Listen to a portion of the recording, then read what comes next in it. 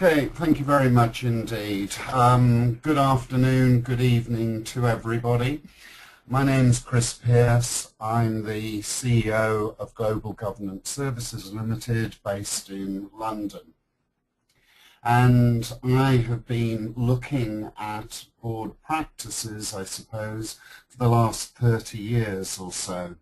Some people have a hobby of watching Manchester United or Arsenal or some other football club in their spare time as a hobby.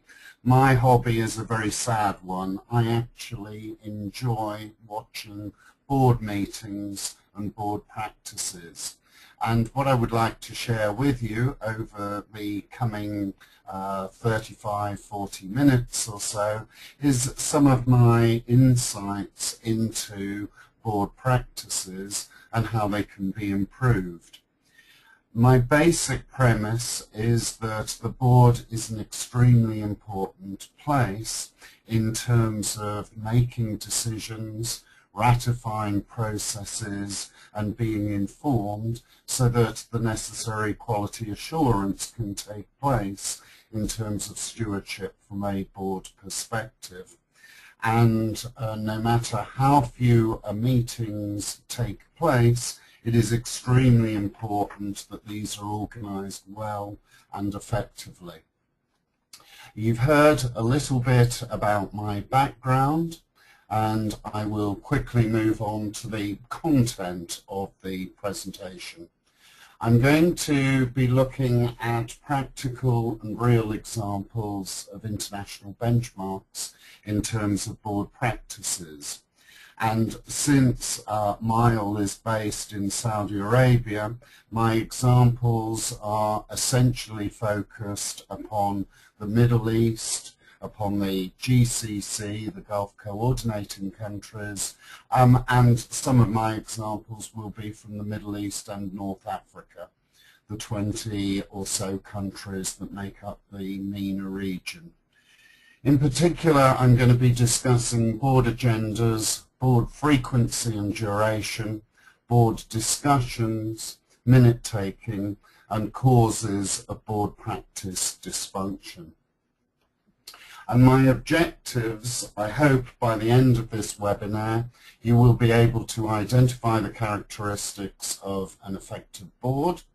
You will be able to benchmark your own board practices against international standards, and you'll be able to produce and identify appropriate methods of dealing with dysfunctional board practices.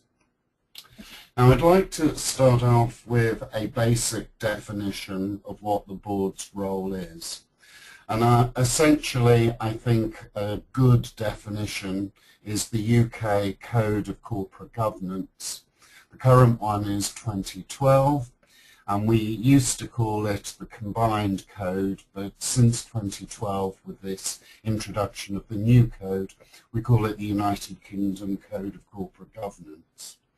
And our code here in the UK says that the board's role is to provide entrepreneurial leadership of a company within a framework of prudent and effective controls.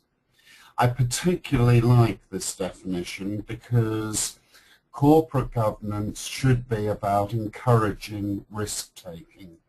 It should be encouraging action. It should be encouraging entrepreneurial leadership.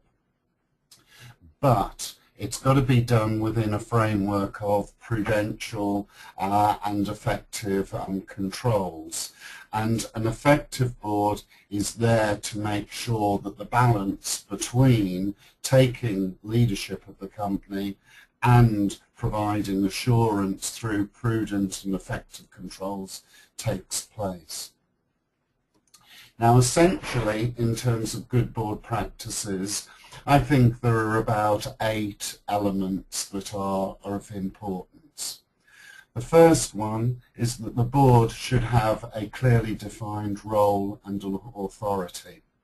Now, this will be generated out of the Articles of Association and the Memorandum of Association.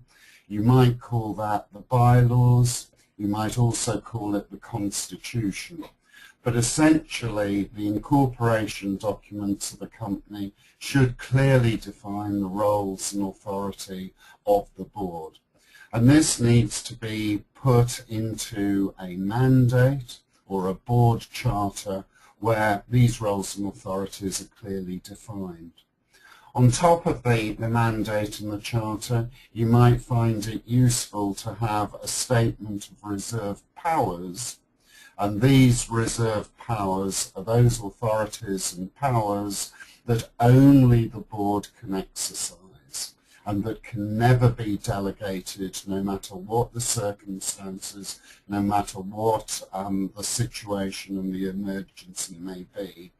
Only those decisions that can be made by the board should be put into the Statement of Reserved Powers. So certainly your board should have a board mandate and a schedule of reserved powers. On top of that, there should be a specification of duties and responsibilities of individual directors. Now this will probably be specified in your company legislation, in your Companies Act, and those duties and responsibilities of directors need to be clearly understood. And I advise many boards to actually invite in perhaps a partner from a legal firm just to give a short presentation, maybe on an annual or maybe every 2 years, reminding people what the duties and the responsibilities of directors are. This is likely to include fiduciary duties, duties of care, duties of skill, duties of competence, and duties to act within the powers that are specified in the board mandate. The third and fourth bullet point there focuses upon the board being well structured and having an appropriate composition and mix of skills of the directors who are in attendance on the board. I will not in this session be particularly focusing upon nomination processes or composition and structure processes. That can be a topic for another webinar on another occasion. I'm going to be particularly focusing upon appropriate board procedures and practices in this session. And then the other 3 areas that I list in terms of good practices include: are we remunerating our directors in line with best practice? Are we evaluating the board? Are we training and developing the directors? And is there an effective company secretary providing company secretarial support? But as I say, my session today is going to mainly focus upon the 5th item there, which is focusing upon appropriate board procedures and practices. Now let's have a look at the importance of corporate governance, particularly within a Middle East and GCC focus. Horkheimer survey, Horkheimer are based in Dubai, in the UAE, came out with the following list in terms of good corporate governance. And since the board is responsible for corporate governance, I thought this was a good starting point for this session. Corporate governance should ensure that compliance takes place with the legal and regulatory requirements within the jurisdiction. Those legal and regulatory requirements change over time, and those requirements are becoming more and more onerous. Secondly, in terms of ensuring compliance, in terms of legal and regulatory requirements, it's not just sufficient to focus upon the regulatory requirements within your own country. If you are working across borders, then you must be aware of the legislation that exists in other countries. So, for example, the Bribery Act of 2010 in the UK has significant impact upon activities, business practices around the world. Or the anti-competitive practices of the European Union, that legislation and set of directives can have a significant impact upon board activity, and if you fall foul of anti-competitive practices, the fines can be up to 10% of turnover. Yes, 10% of turnover, not 10% of profits. So that's extremely important. The second area of benefit is that it improves strategic decision making. It improves, builds and enhances reputation. Corporate governance can protect shareholder rights, can mitigate risk, can improve organizational performance and efficiency, can improve sustainability, can prevent or resolve conflict, provides greater access to external capital, and lowers the cost of debt and the cost of equity. These are reasonably well-known benefits, and if you are interested in those sort of benefits, there is a very good publication by the IFC, the International Financial Corporation, which has published recently on its website success stories in MENA, success stories in corporate governance, which is well worth looking at because they provide examples in terms of all of these particular benefits. Let me move on now to board practices per se, and I'm going to start off with the question, have you considered giving notice of board meetings? Many board meetings may well arrange their next board meeting at the end of their current board meeting, but I would argue very, very strongly that notice of board meetings should be given well in advance. When I chair boards, am currently working to notice periods of 2014 and 2015.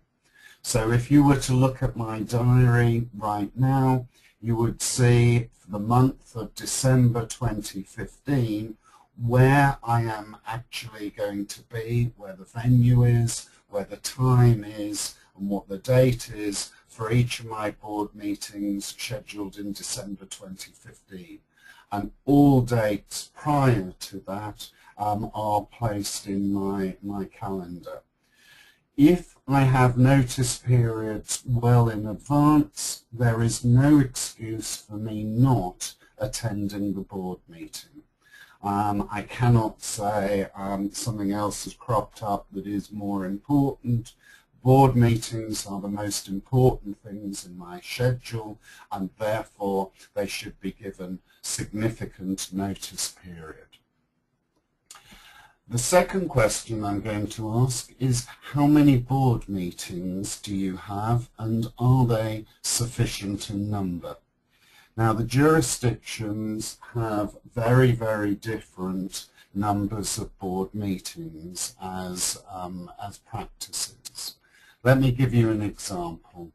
Horkheimer did a survey recently in terms of listed companies within the GCC region, within the 6 countries making up the GCC, and they identified that the vast majority of listed companies in this region had between 3 and 5 meetings, and typically they were the 4 meetings, which in many of your jurisdictions is the legal minimum that you have to have.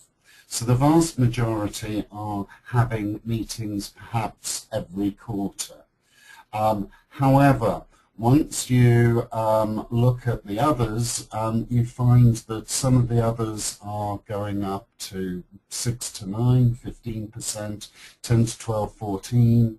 10%, 13 to 15, over 10%, and more than 16, 1%. Now the ones that are between 13 and above, I would suggest are probably meeting too frequently unless there is some sort of crisis that's taking place. And these organisations that are having board meetings more than once a month, perhaps are mixing up the idea of a management meeting with a board meeting, and perhaps too many operational topics are coming up for them to have so many meetings in excess of one a month. In terms of European comparative figures, the European average is around 9 meetings per year. So the average number of meetings in Europe is significantly higher than those in the Middle East. Germany has a low number there, is an outlier, because they have a two-tier board system.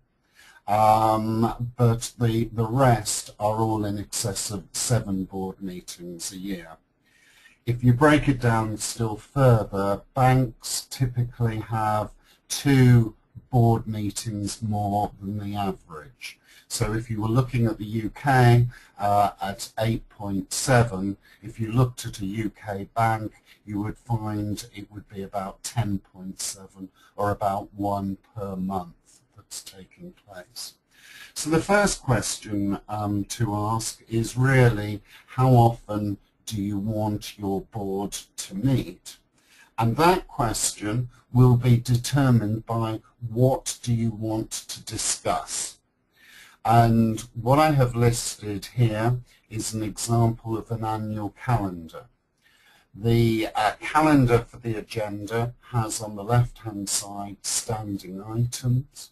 So you are approving the minutes of meetings, approving minutes of previous meetings, you're approving capital expenditure items, you're receiving reports from the CEO, maybe the CFO, you're approving board committee reports. And those perhaps should be standing items and should be taking place at each and every meeting. On top of that, in this case, we've got meetings scheduled for February, March, April, June, September, October and December. And the role of the chairman and the company secretary can produce a list of suggested topics that take place throughout the year, so that a particular board meeting may not have to last, one board meeting lasts 10 minutes, another board meeting lasts 5 hours. This provides an opportunity, the annual calendar provides an opportunity for levelling out the meetings so that they are all approximately the right sort of length of duration. In terms of agenda items, the only information I'm aware of that benchmarks agenda items comes from the UK. A survey was done of listed companies, and we found that between 8 and 10 items on an agenda were typical, with 60% of organisations giving between 8 and 10 items. 18% give 6 to 7, 14% give 11 to 12. Very few give below 5, and very few are over 12 items. So again, here is a benchmarking activity for you to look at to compare your agenda items with what is the norm in terms of UK listed company board meetings. These are some figures taken from the MENA region. The amount of time spent on board tasks, approvals take approximately 1/5 of the time. Performance management, again, is 1/5 to 1/6 of the time. Strategy ensuring integrity of accounts, risk management, talent management, shareholder communications, and nominations. Basically, I see as a key responsibility and role of the board that it should be focusing upon decision making. So I think that that is extremely healthy, the idea that the top item of amount of time spent should be that focusing upon approvals, focusing upon performance management, and focusing upon strategy. So I would emphasize the decision-making role of the board. I'd also focus upon ratifying. Boards should be ratifying policy from senior management. And the third area that the board should focus upon is being informed of developments that are taking place within the organisation, within the company. In terms of critical needs in the Middle East region, a GCC Board Directors Institute survey identified that directors were very critical of the strategic information that they received from senior management, and over 60% felt that they needed more information in strategy. They also needed more information about the industry that they were located in, organisational information, and operational information. So these are interesting development changes that are being focused upon, particularly by the non-executive directors. So if you are a non-executive director, you may feel reassured that you are not on your own. There are many other directors who are wanting more information and are dissatisfied with what they currently have. In terms of the length of the meeting, board meeting duration, again, the only figures that I have got are in the UK, and typically a board meeting of a listed company in the UK is around 3 hours. 62% of the listed company boards have meetings between 2 and 4 hours. Very few of them have meetings lasting over 6 hours. Very few of them have meetings lasting under 2 hours. In some cases, you may need longer periods of time for board meetings if you are having strategy retreats and strategy away days. These tend to happen at least once a year, if not twice a year. These tend to be less formal. They don't tend to have agendas and minutes, and have often quite a high level of senior management attending to discuss areas of strategic importance. In terms of board size, the average board size is between 8 and 10 members in the Middle East and North Africa. And again, this is slightly lower than the European average board size. In terms of dysfunctional board characteristics, if the board is not very effective, it could be due to a number of reasons. One could be the structure of the board. The next could be the members have insufficient range of expertise. There could be inadequate information being supplied, particularly by the company secretary. The chairman may be not encouraging debate, and there may be an excessively friendly and country club feel to the board where there is no overt disagreement, differences of opinion, or challenging taking place at the board. It could be that the small inner groups are making decisions, the CEO and the chairman are making decisions before coming to the board, and therefore many of the directors are feeling that the board meetings are less effective than they might be. There might be poor oversight of decisions, and finally there may be a failure to identify the risks associated with the decisions that are being made. If there is a disagreement at board level, and if you are involved in that, my advice is that you should ensure that you have full possession of the facts, because there may only be half the story in terms of different people's heads, and there may well be a high level of emotion. Secondly, the disagreement should not be avoided, but should be fully discussed at the board meeting, and that disagreement should be minuted, because if at a later date it escalates, that can be used that due care was made by the directors of bringing the disagreement out and dealing with it. If you are involved in a disagreement, perhaps think who could be an ally. Would the company secretary support you? Would the auditors? Has there been an internal audit report on this? Are there key shareholders that could be allies to you?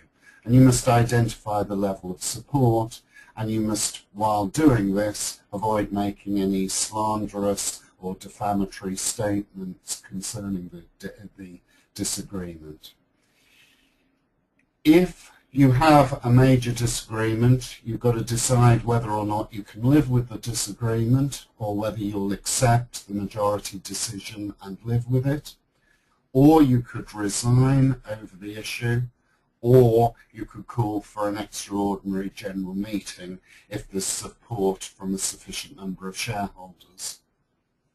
In general, if you are considering resigning associated with a disagreement, then you should consider your personal reputation.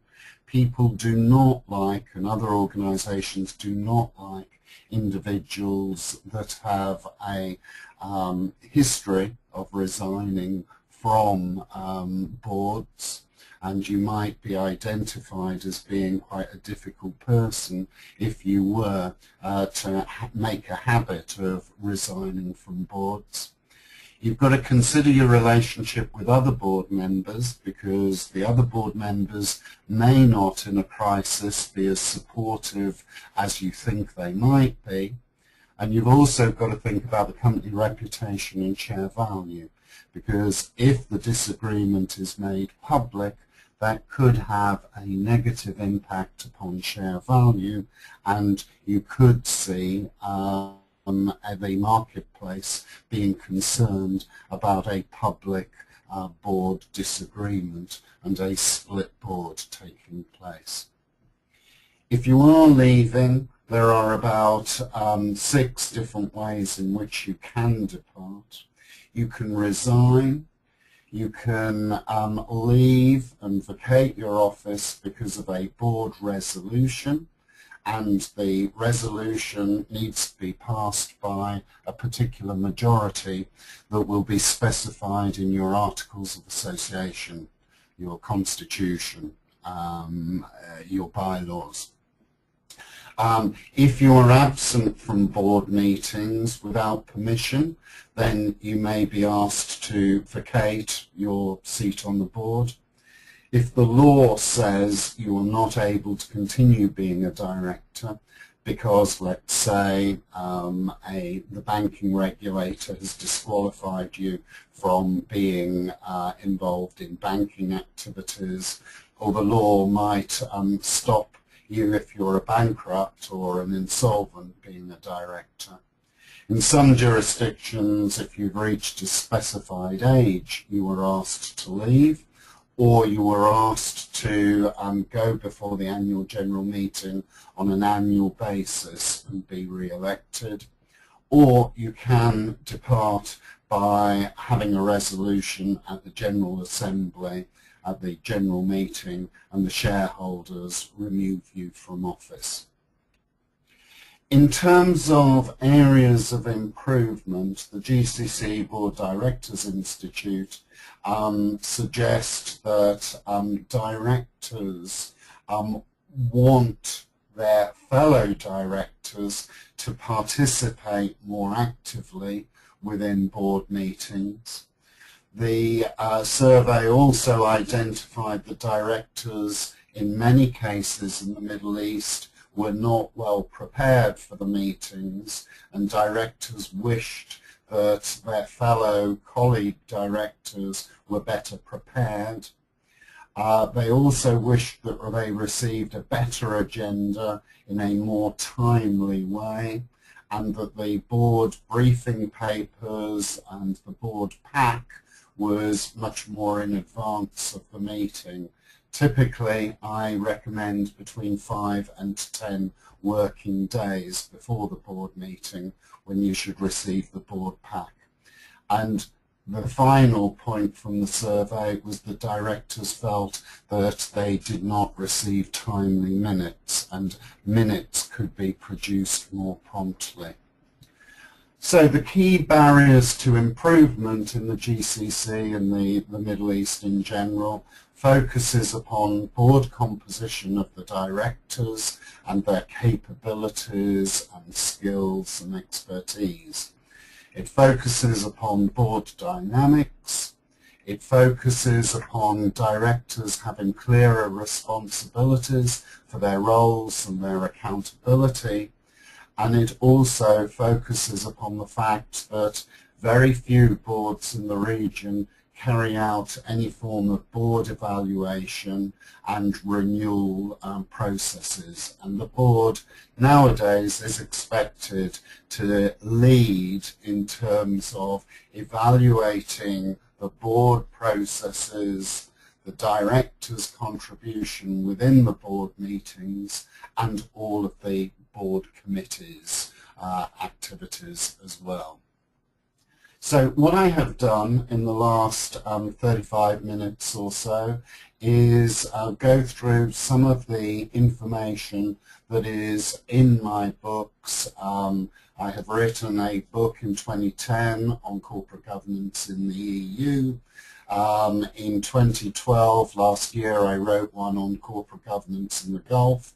And this year, about a month ago, I published corporate governance in the UK. These all contain benchmarking statistics which you may find useful, and these are available at my website, globalgovernanceservices.uk.com, and at Amazon and at good bookstores. And my final slide is that I'm going to be appearing at a 2-day masterclass in Jeddah on behalf of the Madinah Institute and in association with the Institute of Chartered Accountants in England and Wales. And over those 2 days, I'm going to be talking about corporate governance and high-performance boards. So that brings me to the end of my very short presentation. I am more than happy in the remaining 15-20 minutes or so to answer any questions. Thank you. Well, thank you very much, Chris. And folks, yes, we are now open for the Q&A.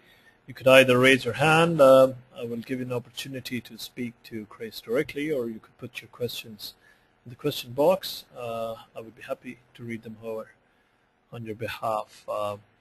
I see there are questions posted in the question box. I start with the short ones. Chris, the role of the board should be clearly defined, as you mentioned. Who in fact defines these roles and builds consensus upon? Right, in the first instance, and this is a very good question, in the first instance it is the role of the shareholders. The shareholders are owners of the company, and therefore they should have control over how the organisation is directed. They nominate, they appoint the directors, but they should also have a say in terms of what the role of the board is, and that should be put into the Articles of Association. the mandate of the board and the charter of the board should be aligned with what the bylaws and the Constitution says, but the mandate and the charter should be developed by the board of directors. And that will normally be the responsibility of the chairman and the company secretary to draw up and then take it to the board for approval. And once it has been approved, it is quite usual practice to put that on the website and in the annual report to clearly show what the board actually does and what role, what responsibility it has, and therefore everybody who goes to the website or reads the annual report can see that it's a well-governed company because there are clear boundaries associated with the power of the board. Okay. Okay, thank you. Another one. According to the research, it is revealed that huge percentages of managers are very uncomfortable to discuss about the elephant in the room. Mostly the top managers, by their inaction, do not bring the problem or the uncomfortable issue to the surface, which could cripple the organization. So what would be your advice to such managers? Right. This is a very real issue in terms of certain countries. The worst case or the most extreme spectrum is the Japanese board of directors, where the Japanese culture is one where you are not able to criticize other individuals or create loss of face in any way, and it just does not happen at all.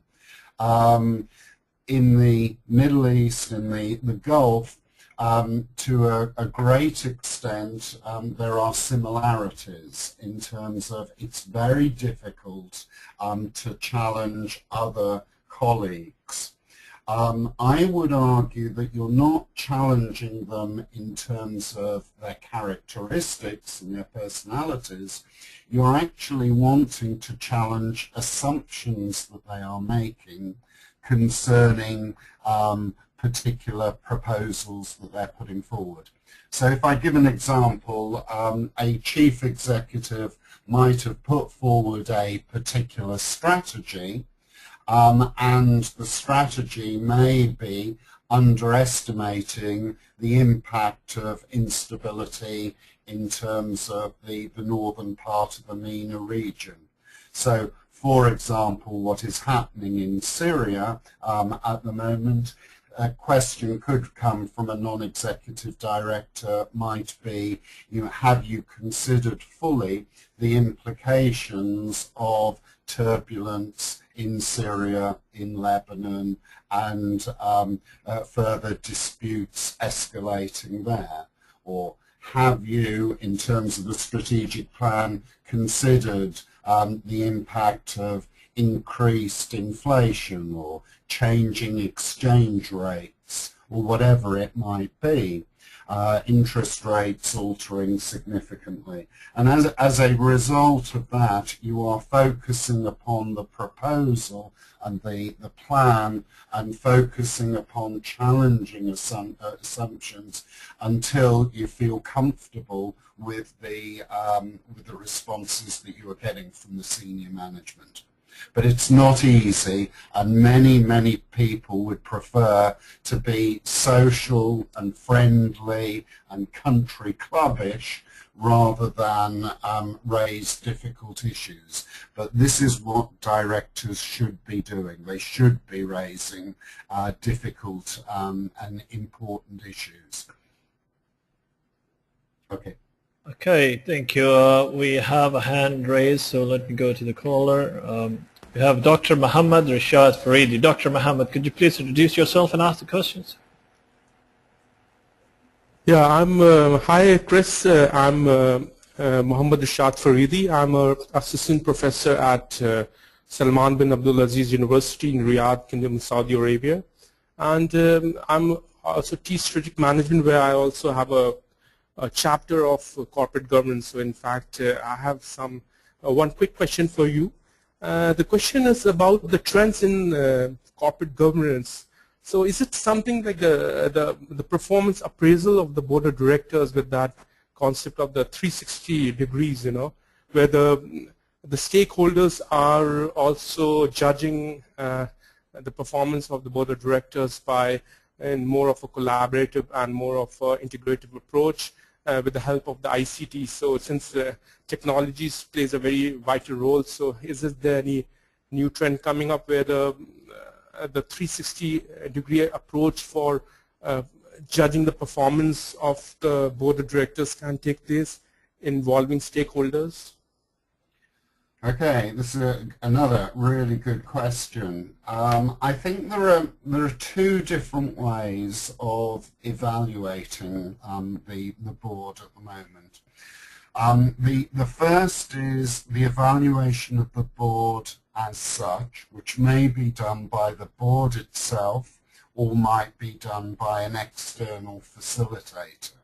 Right. And what this involves is individuals, typically of the board, being given a questionnaire which asks them about, are the meetings being managed well? Is there plenty of opportunity for discussion to take place? Are you happy with the board meetings, material, and so on? And there might be a survey, there might be an interviewer that takes place, and this is board evaluation as such, and that process fits back to the board itself, and there is a discussion of the board, and there can be board development plans. So, right. For example, if you were listed on the Toronto Stock Exchange, right. It is a listing requirement that the board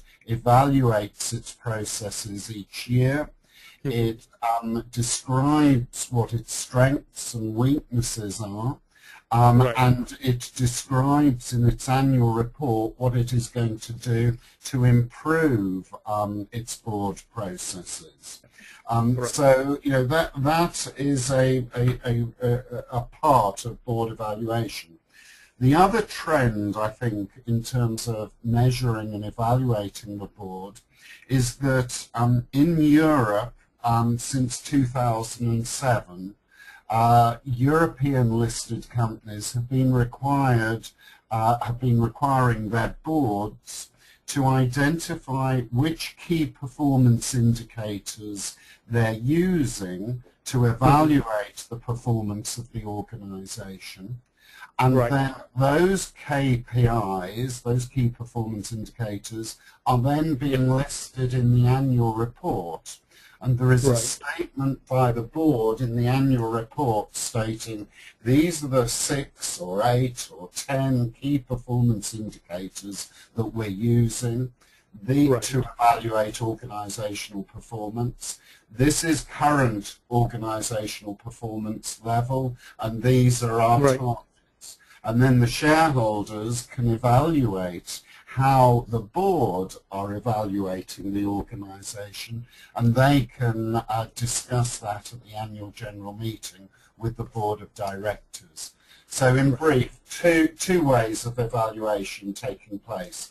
The evaluation processes themselves that the board are doing and responsible for, and secondly, the reporting of KPIs that they're using to evaluate as stewards how well the organization is doing. Right. Yeah. I guess you have answered my question. Thank you very much, Chris, and appreciate Ali for giving me the opportunity. Thank you very much, Doctor, for always making it an interactive experience for all of us. Let me move it to next questioner posted in the question box by Ronald 9G. How can we avoid CEO manipulating the board decisions? Right. That's a really good one. Often chief executive officers feel that the board are in their way and stopping them from being entrepreneurial and risk-taking. So what they want is either no board at all or a very weak, ineffectual board. CEOs are tempted to try and dominate the board and avoid the board asking difficult, embarrassing, tricky questions. My answer really is to have strong directors that are happy to challenge the CEO. And these individuals probably are going to have to be independent directors. They're going to have to be independent of the senior management team, because the CEO will have appointed most of the senior management team, and they'll probably need to be independent of the block or main shareholder, because you don't want minority shareholders to be abused in any way through tunneling, insider dealing and things like that. So my answer really is strengthening the board through independent directors. And that normally has to come through in the form of a code by, let's say, the Capital Market Authority, or a directive or a law or a regulation to increase the number of independent directors who are prepared to challenge the CEO if they feel that the CEO is being over-dominant and is doing things that involves the abuse of power in some way or another. We have another small, short one. Okay. What is the best practice to dissolve the board?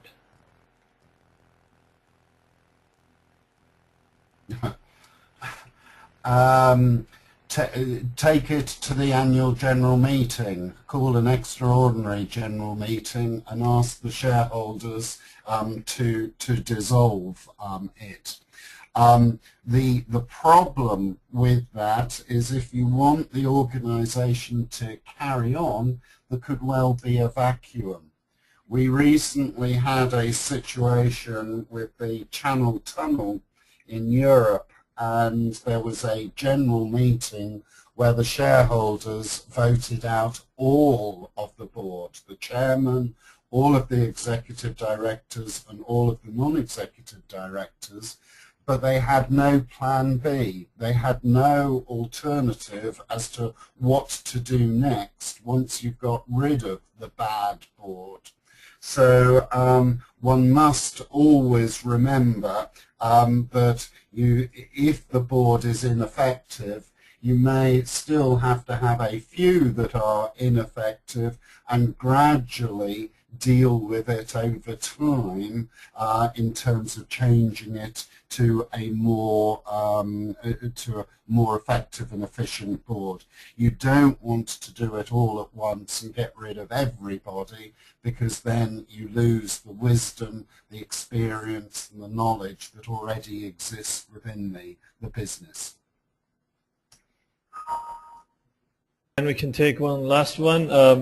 Can you share some practices which you found among the board members in the Gulf countries which are unique and different from the rest of the world? I found attendance being quite a difficult issue in some of the Gulf countries, and some of the boards have been using attendance fees for non-executive directors. Attendance fees will only be paid if the director attends the board meeting as from the very start of the meeting, So if they arrive late, they won't get their attendance. If they leave early, they don't get their attendance fee. And if they leave temporarily during the board meeting to deal with a confidential telephone call or something like that, again, they don't receive an attendance fee. And some boards have found that very, very useful to encourage punctuality and attendance during the board meeting. Oh, well, that really brings us towards the end of the webinar. I would like to thank you, Chris, on behalf of MILE for taking this time and sharing this valuable presentation and experiences. Any concluding remarks that you would like to give before we dismiss out? I would just like to say that the study of boards is still a relatively recent phenomenon, and I often liken it to the study of alchemy to chemistry. That when the alchemists were looking at chemistry 500 years ago, the main purpose of the subject was to work out how to change base metals into gold. Now we laugh at that, and we see a role of chemistry being very different. Corporate governance has only been around for about 20 years or so, and we're still in the early stages of improving board practices.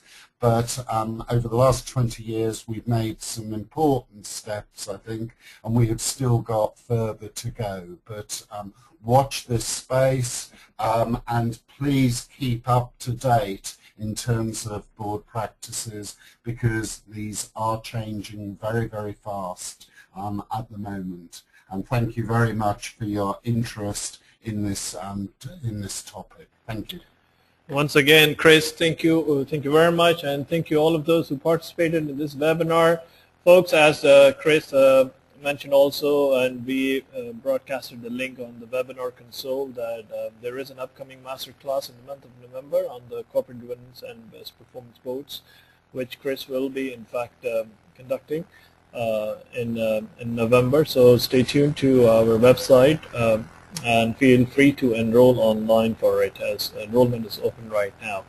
You may also download the soft copy of the presentation given today in this webinar by Chris on MILE Community. I have also shared a link on the webinar console. It is on MILE Community under download sections. There is a community group on corporate governance which you can in fact join and share your thoughts and interact with other members, and also we will be inviting some subject experts to further admin and moderate this group. So it's the right time to join it. And once again, thank you all those who participated in this webinar and for asking the questions. So I'm going to end this webinar. You all will be automatically dismissed out. Thank you very much. You all have a good day and good evening wherever you're calling us from. Thank you very much. Bye-bye.